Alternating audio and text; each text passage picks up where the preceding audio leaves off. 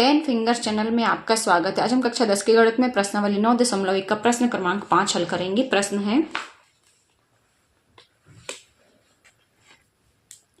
भूमि से 60 मीटर की ऊंचाई पर एक पतंग उड़ रही है। पतंग में लगी डोरी को अस्थायी रूप से भूमि के एक बिंदु से बांध दिया गया है। भूमि के साथ डोरी का झुकाव 60 डिग्री है। यह मानकर कि डोरी में कोई ढील नहीं है, डोरी की लंबाई ज्ञात कीजिए। तो इसका आप लोग थोड़ा सा एक रफ डायग्राम समझ लीजिए। ये मान लीजिए कि यहां पर एक पतंग उड़ रही है। अब ये है भूमि से 60 मीटर की ऊंचाई पर, यहां पर उड़ रही है। ये जो ऊंचाई है ये है 60 मीटर। अब पतंग में लगी डोरी को अस्थायी रूप से भूमि पर किसी बिंदु से बांध दिया है। यहां पर बांध दिया गया है उसको। यहां पर भूमि के साथ डोरी का झुकाव, अब ये जो डोरी है इसका झुकाव भूमि के साथ है 60 अंश। यह मानकर कि डोरी में कोई ढील नहीं है, डोरी की लंबाई ज्ञात करना है। तो हमें ये वाली इसकी लंबाई ज्ञात करना है, इसको हम बोलेंगे AC। तो ये डोरी की लंबाई हमें AC ज्ञात करना है और AB हमें दिया है। बहुत ही आसान सा प्रश्न है, बस आपसे डायग्राम बनाते बनना चाहिए। यहाँ पर एक डायग्राम बना लेते हैं प्रश्न के अनुसार। यहाँ पर एक पतंग उड़ रही है।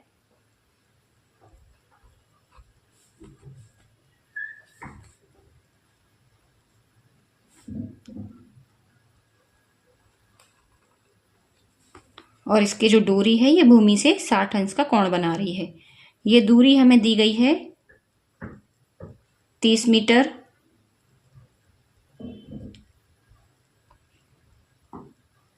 सॉरी, ये हमने डायग्राम बना लिया।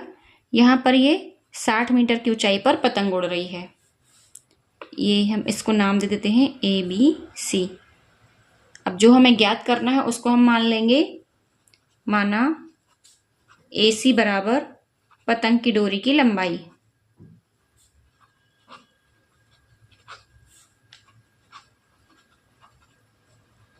और इसी को हमें ज्ञात करना है। ये तो हो गया AC। अब जो कुछ हमें दिया है वो हम लिख लेते हैं। तथा माना भूमि से पतंग की ऊंचाई, ये है AB बराबर 60 मीटर। अब एंगल B हमें, ये प्रश्नानुसार हम लिख लेंगे, एंगल B बराबर 90 डिग्री, एंगल C बराबर 60 डिग्री और AB हमने लिख ही लिया है 60 मीटर और हमें ज्ञात करना है AC। तो अब देखिए यहाँ पर हम कौन सा अनुपात लगाएंगे, हमें ज्ञात करना है कर्ण और दिया गया है हमें लंब। तो हमने पढ़ा है LAL/KKA। हमें लंब दिया गया है और कर्ण ज्ञात करना है। तो ये लंब और कर्ण ये आते हैं साइन थीटा में।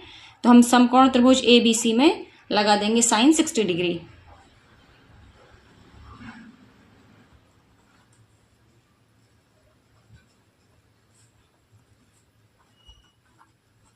लंब बटे कर्ण, साइन 60 डिग्री की वैल्यू होती है √3/2।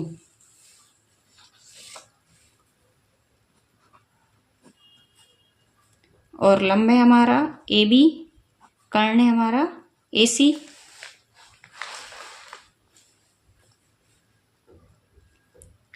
तो ये हमारा हो जाएगा √3/2 बराबर AB।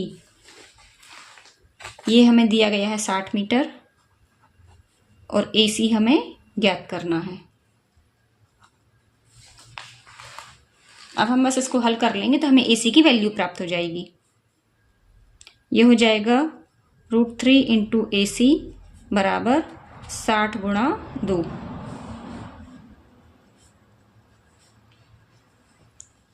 अब देखिए इस 60 × 2 को, 60 को हम क्या लिख सकते हैं, 20 × 3। 20 × 3 क्यों लिख रहे हैं, जिससे कि हमें 3 से 3 प्राप्त हो जाएगा तो कर्ण 3 भी प्राप्त हो जाएगा और कर्ण 3 से कर्ण 3 कट जाएगा। यहां पर हम लिखेंगे AC बराबर 60 × 2 बटे कर्ण 3। ये हमने लिख लिया। अब इस 60 को हम लिखेंगे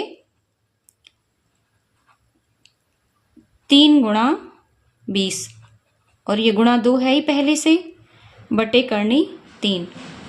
तो 3 को हम क्या लिख सकते हैं, करनी 3 गुणा 2 बटे करनी 3 और साथ में 20 भी था।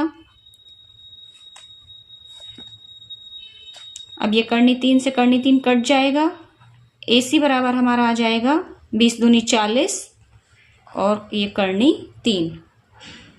तो हम आंसर की एक लाइन जरूर लिखेंगे। AC हमें ज्ञात करना था और AC हमने किसको माना है, ये हमने पतंग की डोरी को माना है AC। तो हम लिखेंगे अतः पतंग की डोरी की लंबाई